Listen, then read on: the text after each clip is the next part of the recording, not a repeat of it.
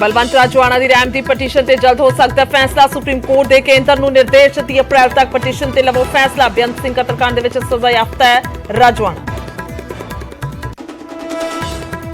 Pension के कटौती के ऐलान तो बाद गरमाई सियासत। कांग्रेस सांसद गुरजीत औजला बोले चीफ सकत्तर के बराबर हो विधायिका की तनख्वाह। तबल टोहा बोले एमएलए खुद भरन अपना इनकम टैक्स, सरकार जारी करे आदेश। महंगे कोले करके पंजाब च गहरा सकता है बिजली संकट। प्राइवेट थर्मल प्लांटा के कोल एक हफ्ते तो भी घट दिनों का बचिया कोला। गर्मी करके लगातार बढ़ रही है बिजली की डिमांड। नरमा किसानों को आज मुआवजा देगी मान सरकार। मुख्यमंत्री खुद मानसा पहुंच के वंडन के चेक। मानसा सने पूरी मालवा बेल्ट च फसल होया से नुकसान। पेट्रोल डीजल अज फिर होया महंगा। प्रति लीटर 80 पैसे बढ़े भाव। 5 दिनों के विच ₹3.20 का इजाफा।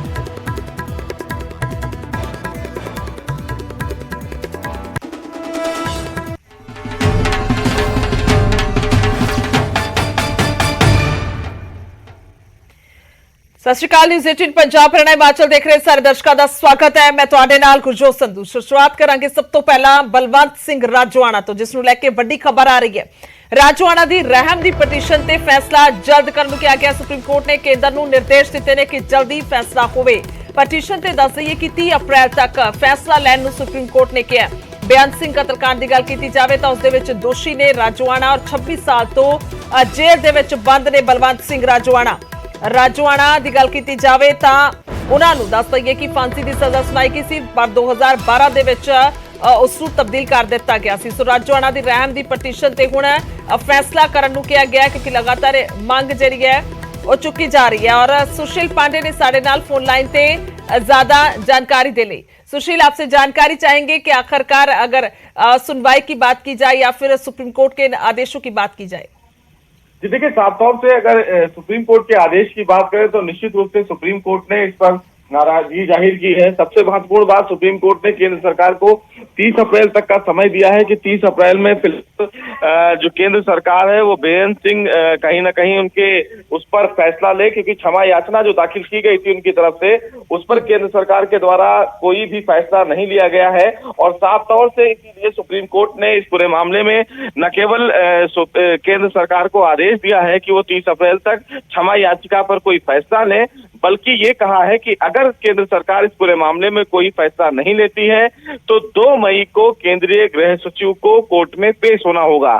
सुप्रीम कोर्ट ने ये नाराजगी ही इसलिए जाहिर की है क्योंकि लंबा समय बीत गया है और केंद्र सरकार के द्वारा कहीं ना कहीं बेअंत सिंह राजवाणा को लेकर बलवंत सिंह राजवाणा को लेकर कोई भी फिलहाल कदम नहीं उठाया गया, जिसको लेकर ये नाराजगी सुप्रीम कोर्ट ने जाहिर की है। बहरहाल 30 अप्रैल की एक डेडलाइन दी गई है केंद्र सरकार के द्वारा बलवंत सिंह राजवाणा के क्षमा याचिका को तय करने के लिए, उस पर फैसला लेने के लिए। तो देखना बेहद अहम होगा कि 30 अप्रैल तक केंद्र सरकार बलवंत सिंह राजवाणा को लेकर क्या कुछ बड़ा फैसला लेता है। और अगर नहीं ले पाता है तो निश्चित रूप से सुप्रीम कोर्ट अगली सुनवाई यानी कि 2 मई को केंद्र सरकार को इस पूरे प्रकरण को लेकर केंद्रीय गृह सचिव को खुद तलब करेगा। जी बिल्कुल, बहुत बहुत शुक्रिया सुशील, तमाम जानकारी के लिए धन्यवाद। सो सीधे तौर पर जेकर जल्दी निर्देश नहीं दिते जाते यानी कि जल्दी कोई फैसला नहीं लिया जाता तो फिर किते ना किते अहम मसला हो सकता है और पेश होना पै सकता है। सो सीधे तौर पर राजवाणा की पटीशन से फैसला जो जल्द लैन किया गया। 26 साल तो जेल के बंद है बलवंत सिंह राजवाणा। तो फिलहाल ये मसला हुण कह सकते हैं कि वड्डा है और देखना होगा कि केंद्र के वलों की कुछ फैसला इस मसले पर लिया जाता है।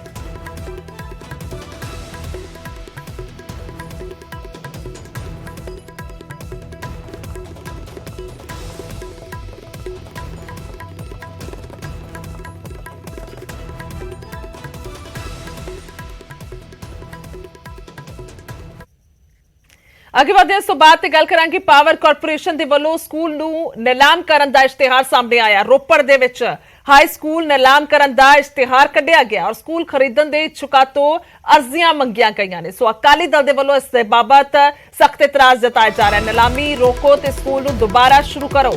ਸਰਕਾਰ ਨੂੰ ਕਿਹਾ ਜਾ ਰਿਹਾ। ਦੱਸ ਦਈਏ ਕਿ ਸਕੂਲਾਂ ਦਾ ਮਸਲਾ, ਐਜੂਕੇਸ਼ਨ ਦਾ ਮਸਲਾ ਬੇहद ਵੱਡਾ ਮਸਲਾ 2022 ਦੀਆਂ ਚੋਣਾਂ ਦੇ ਵਿੱਚ ਬਣਦਾ ਨਜ਼ਰ ਆਇਆ, ਜਿਸ ਨੂੰ ਲੈ ਕੇ ਦੋ ਮੁੱਖ ਮੁੱਦੇ ਸੀਗੇ। ਆਮ ਆਦਮੀ ਪਾਰਟੀ ਦੀ ਗੱਲ ਕੀਤੀ ਜਾਵੇ ਜਾਂ ਫਿਰ ਜੋ ਹੁਣ ਸਰਕਾਰ ਦੇ ਵਿੱਚ ਉਸ ਪਾਰਟੀ ਦੀ ਗੱਲ ਕੀਤੀ ਜਾਵੇ ਤਾਂ ਸਕੂਲ ਦਾ ਮੁੱਦਾ, ਐਜੂਕੇਸ਼ਨ ਦਾ ਮੁੱਦਾ, ਤਾਂ ਦੂਸਰੇ ਪਾਸੇ ਸਿਹਤ ਦਾ ਮੁੱਦਾ। ਤਾਂ ਹੁਣ ਇਹ ਵੱਡਾ ਇੱਕ ਮਸਲਾ ਰੋਪੜ ਤੋਂ ਸਾਹਮਣੇ ਆਇਆ ਹੈ, ਜਿੱਥੇ ਕਿ ਸਕੂਲ ਦੀ ਨਿਲਾਮੀ ਨੂੰ ਲੈ ਕੇ ਇਸ਼ਤਿਹਾਰ ਲਗਾ ਦਿੱਤਾ ਗਿਆ ਪਾਵਰ ਕਾਰਪੋਰੇਸ਼ਨ ਦੇ ਵੱਲੋਂ, ਔਰ ਰੋਪੜ ਦੇ ਵਿੱਚ ਹਾਈ ਸਕੂਲ ਨਿਲਾਮ ਕਰਨ ਦਾ ਇਸ਼ਤਿਹਾਰ ਜਿਹੜਾ ਹੈ ਉਹ ਕੱਢਿਆ ਗਿਆ। ਇਸ਼ਤਿਹਾਰ ਦੀ ਕਾਪੀ ਵੀ ਤੁਹਾਨੂੰ ਸਕਰੀਨ ਤੇ ਵਿਖਾ ਪਾ ਰਹੇ ਹਾਂ। ਔਰ ਸਕੂਲ ਖਰੀਦਣ ਦੇ ਇੱਛੁਕਾਂ ਤੋਂ ਜਿਹੜੀਆਂ ਨੇ ਅਰਜ਼ੀਆਂ ਮੰਗੀਆਂ ਗਈਆਂ ਨੇ, ਜਿਨ੍ਹਾਂ ਨੇ ਸਕੂਲ ਨੂੰ ਖਰੀਦਣਾ ਹੈ। ਅਕਾਲੀ ਦਲ ਦੇ ਵੱਲੋਂ ਇਸ ਦੇ ਬਾਬਤ ਸਖਤ ਇਤਰਾਜ਼ ਵੀ ਜਤਾਇਆ ਜਾ ਰਿਹਾ ਔਰ ਨਿਲਾਮੀ ਰੋਕਣ ਨੂੰ ਕਿਹਾ ਜਾ ਰਿਹਾ ਕਿ ਸਕੂਲ ਨੂੰ ਦੁਬਾਰਾ ਜਿਹੜਾ ਹੈ ਉਹ ਸ਼ੁਰੂ ਕੀਤਾ ਜਾਵੇ, ਬਜਾਏ ਕਿ ਉਸ ਨੂੰ ਨਿਲਾਮ ਕਰ ਦਿੱਤਾ ਜਾਵੇ। ਕਿਉਂਕਿ ਜੇਕਰ ਐਜੂਕੇਸ਼ਨ ਸਿਸਟਮ ਦੀ ਗੱਲ ਕੀਤੀ ਜਾਵੇ ਤਾਂ ਇਸ ਨੂੰ ਲੈ ਕੇ ਪਹਿਲਾ ਮਰਜ ਸਿਸਟਮ ਵੀ ਜਿਹੜਾ ਸ਼ੁਰੂ ਕੀਤਾ ਜਾ ਰਿਹਾ ਸੀ ਕੈਪਟਨ ਸਰਕਾਰ ਦੇ ਵੱਲੋਂ। ਸੋ ਪੰਜਾਬ 'ਚ ਦਿੱਲੀ ਮਾਡਲ ਦੀ ਸ਼ੁਰੂਆਤ ਟਵੀਟ ਕਰਦੇ ਨੇ ਦਲਜੀਤ ਚੀਮਾ। ਥਰਮਲ ਕਲੋਨੀ ਰੋਪੜ ਦੇ ਵਿੱਚ ਵਧੀਆ ਹਾਈ ਸਕੂਲ ਬਿਲਡਿੰਗ ਨੂੰ ਨਿਲਾਮ ਕਰਨ ਦੇ ਲਈ ਇਸ਼ਤਿਹਾਰ ਜਿਹੜਾ ਹੈ ਔਰ ਜਾਰੀ ਹੈ। ਸੋ ਸਾਡੇ ਪੱਤਰਕਾਰ ਅਵਤਾਰ ਕੰਬੋਜ ਨੇ ਫੋਨ ਲਾਈਨ ਤੇ ਰੋਪੜ ਤੋਂ ਟਵੀਟ ਜਿਹੜਾ ਤੁਹਾਨੂੰ ਦਿਖਾ ਰਹੇ ਹਾਂ ਕਿ ਕੁਝ ਕੀਤਾ ਗਿਆ ਦਲਜੀਤ ਚੀਮਾ ਦੇ ਵੱਲੋਂ। ਔਰ ਅਵਤਾਰ ਕੀ ਕੁਝ ਜਾਣਕਾਰੀ ਹੈ, ਜੇਕਰ ਇਸ ਸਾਰੇ ਮਸਲੇ ਦੀ ਪਹਿਲਾਂ ਗੱਲ ਕਰਦੇ ਹਾਂ ਤਾਂ ਮੁੱਢਲੀ ਜਾਣਕਾਰੀ ਕੀ ਹੈ? ਜੀ ਬਿਲਕੁਲ, ਰੋਪੜ ਥਰਮਲ ਕਲੋਨੀ ਦਾ ਜੋ ਸਕੂਲ ਹੈਗਾ ਇਹ ਹਾਈ ਸਕੂਲ ਹੈਗਾ ਜੀ, ਤੇ ਇਸ ਦਾ ਹੁਣ Punjab state power corporation limited ਦੇ ਵੱਲੋਂ ਇੱਕ ਇਸ਼ਤਿਹਾਰ ਜਾਰੀ ਕੀਤਾ ਹੈ ਕਿ ਇਸ ਸਕੂਲ ਨੂੰ ਜਿੱਥੇ ਹੈ, ਜਿਸ ਸਥਿਤੀ ਦੇ ਵਿੱਚ ਹੈ, ਉਸ ਨੂੰ ਵੇਚਿਆ ਜਾਵੇਗਾ ਤੇ ਜੋ ਖਰੀਦਣ ਦੇ ਇੱਛੁਕ ਨੇ ਉਹਨਾਂ ਦੇ ਕੋਲੋਂ ਅਰਜ਼ੀਆਂ ਦੀ ਮੰਗ ਕੀਤੀ ਗਈ ਹੈ ਅਤੇ ਇਹ ਅਰਜ਼ੀ ਦੀ ਮੰਗ 12 ਅਪ੍ਰੈਲ ਤੱਕ ਦੀ ਤਰੀਕ ਨਿਸ਼ਚਿਤ ਕੀਤੀ ਗਈ ਹੈ। ਇਸ ਸਕੂਲ ਨੂੰ ਜਿਵੇਂ ਹੀ ਸਕੂਲ ਨੂੰ ਵੇਚਣ ਦਾ ਇਸ਼ਤਿਹਾਰ ਕੱਢਿਆ ਗਿਆ ਹੈ ਤਾਂ ਉਸ ਤੋਂ ਬਾਅਦ ਜੋ ਇਲਾਕੇ ਦੇ ਲੋਕ ਨੇ, ਇਲਾਕੇ ਦੇ ਲੋਕਾਂ ਦੇ ਵੱਲੋਂ ਇਸ ਦਾ ਵਿਰੋਧ ਵੀ ਜਤਾਇਆ ਜਾ ਰਿਹਾ ਹੈ ਕਿਉਂਕਿ ਇਸੇ ਸੂਬ ਦੇ ਜੀ ਜੋ ਪੰਜਾਬ ਦੇ ਵਿੱਚ ਜੋ ਪੜ੍ਹਾਈ ਦਾ ਸਤਰ ਹੈ ਉਹ ਉੱਚਾ ਚੱਕਿਆ ਜਾਵੇਗਾ। ਅਵਤਾਰ ਤੁਹਾਡੀ ਆਵਾਜ਼ ਸਹੀ ਤਰ੍ਹਾਂ ਨਾਲ ਨਹੀਂ ਪਹੁੰਚ ਪਾ ਰਹੀ, ਪਰ ਫਿਲਹਾਲ ਮੁੱਢਲੀ ਜਾਣਕਾਰੀ ਸਾਡੇ ਤੱਕ ਪਹੁੰਚ ਚੁੱਕੀ ਹੈ ਕਿ ਕੁਝ ਕਿਹਾ ਜਾ ਰਿਹਾ। 12 ਤਰੀਕ ਜਿਹੜੀ ਆ ਖਰਲੀ ਦੱਸੀ ਗਈ ਹੈ, ਨਿਲਾਮੀ ਦੀ ਤਰੀਕ ਹੈ 12 ਤਰੀਕ ਦੱਸੀ ਗਈ ਹੈ ਔਰ ਜਿਹੜੇ ਵੀ ਇਸ ਨੂੰ ਖਰੀਦਣ ਦੇ ਇੱਛੁਕ ਹੋਣਗੇ ਉਹ ਅਰਜ਼ੀਆਂ ਦੇ ਸਕਦੇ ਨੇ, ਅਜਿਹਾ ਵੀ ਇਸ਼ਤਿਹਾਰ ਦੇ ਵਿੱਚ ਦਿੱਤਾ ਗਿਆ। ਸੋ ਇੱਕ ਤਰ੍ਹਾਂ ਦੇ ਨਾਲ ਸਕੂਲ ਨੂੰ ਨਿਲਾਮੀ ਦਾ ਇਸ਼ਤਿਹਾਰ ਜਿਹੜਾ ਹੈ ਇੱਕ ਵੱਡਾ ਇਸ਼ੂ ਕਹਿ ਸਕਦੇ ਆ, ਕਿਉਂਕਿ ਸਿੱਧੇ ਤੌਰ ਤੇ ਸ਼੍ਰੋਮਣੀ ਅਕਾਲੀ ਦਲ ਦੇ ਵੱਲੋਂ ਜਿਹੜੇ ਸੀਨੀਅਰ ਆਗੂ ਨੇ ਦਲਜੀਤ ਚੀਮਾ, ਉਹਨਾਂ ਨੇ ਟਵੀਟ ਕਰਕੇ ਇਸ ਦੇ ਬਾਬਤ ਮੰਗ ਰੱਖੀ ਹੈ ਕਿ ਆਖਰਕਾਰ ਸਰਕਾਰ ਜਿਹੜਾ ਇਸ ਦੇ ਵੱਲ ਗੌਰ ਫਰਮਾਵੇ। ਔਰ ਕਿਉਂਕਿ ਵੱਡਾ ਮਸਲਾ, ਜੇਕਰ ਐਜੂਕੇਸ਼ਨ ਦੀ ਗੱਲ ਕਰਦੇ ਆ ਤਾਂ ਸਿੱਖਿਆ ਹੋਵੇ ਜਾਂ ਸਿਹਤ ਹੋਵੇ, ਦੋਵਾਂ ਨੂੰ ਇੱਕ ਵੱਡਾ ਮਸਲਾ ਜਿਹੜਾ ਹੈ ਉਹ ਵੇਖਿਆ ਗਿਆ ਸੀ 2022 ਦੇ ਵਿੱਚ। ਤਾਂ ਉਸ ਤੋਂ ਬਾਅਦ ਕੀ ਕੁਝ ਤਸਵੀਰਾਂ, ਇੱਕ ਵਾਰ ਜਿਹੜਾ ਟਵੀਟ ਹੈ ਉਹ ਜ਼ਰੂਰ ਪੜ੍ਹਦੇ ਹਾਂ। ਪੰਜਾਬ ਦੇ ਵਿੱਚ ਦਿੱਲੀ ਮਾਡਲ ਦੀ ਸ਼ੁਰੂਆਤ, ਥਰਮਲ ਕਲੋਨੀ ਰੋਪੜ ਦੇ ਵਿੱਚ ਵਧੀਆ ਹਾਈ ਸਕੂਲ ਬਿਲਡਿੰਗ ਨੂੰ ਨਿਲਾਮ ਕਰਨ ਦੇ ਲਈ ਇਸ਼ਤਿਹਾਰ ਜਾਰੀ। ਅਰਵਿੰਦ ਕੇਜਰੀਵਾਲ ਨੇ ਤੇ ਭਗਵੰਤ ਮਾਨ, ਤੁਸੀਂ ਪੰਜਾਬ ਦੀ ਜਨਤਾ ਨੂੰ ਧੋਖਾ ਨਾ ਦਿਓ, ਨਿਲਾਮੀ ਰੋਕੋ ਤੇ ਸਕੂਲ ਨੂੰ ਦੁਬਾਰਾ ਸ਼ੁਰੂ ਕਰਨ ਦੇ ਹੁਕਮ ਦਿਓ। ਸੋ ਦਿੱਲੀ ਮਾਡਲ ਦਾ ਸਭ ਤੋਂ ਪਹਿਲਾਂ ਜ਼ਿਕਰ ਕੀਤਾ ਕਿਉਂਕਿ ਉਸ ਮਾਡਲ ਨੂੰ ਦਿਖਾ ਕੇ ਪੰਜਾਬ ਦੇ ਵਿੱਚ ਜਿਹੜਾ ਚੋਣ ਹੈ ਉਹ ਲੜੀ ਗਈ ਸੀ।